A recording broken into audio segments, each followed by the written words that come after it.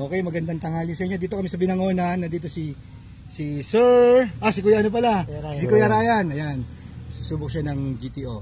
So, kaarga namin to sa kanyang sasakyan, Motorstar. Anong model to, Kuya? Motorstar CES 110. 110, CES 110. So, gusto niya maranasan yung magandang hatak, arangkada, tipid sa gasolina, and then wala na siyang change oil pag ginamit niya itong GTO na to.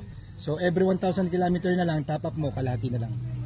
So, sa halagang 200, susunod, 100 na lang yung top up niya. Ganun katipid. And then yung gasolina, 30 to 70% gaganda yan. Or titipid siya. Kaya karga mo. Ikaw magkarga. Para buksan mo lang ito, salin mo. Binuksan ko na yan para sa'yo. Ayan. Ilalagay ko lang. Salin mo. Ayan. Lahat? Lahat yan. Wala namang overload kung ano. Tapos start mo siya para humalo yung langis. Okay, start mo siya. Idle natin ng 3 to 5.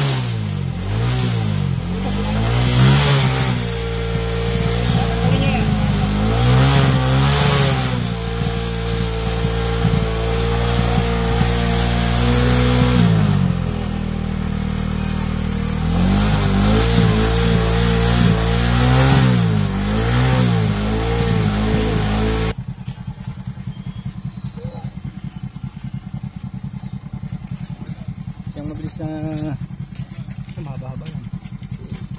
Kaya kada mabilis. Usap na siya na yan.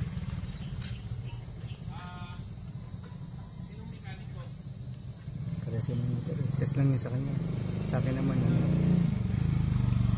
Wala rin naman. Lalo na mamaya pag-akit mo sa mga na. Subukan ko ito mamaya. Gumalong. Ramdam mo yan. So,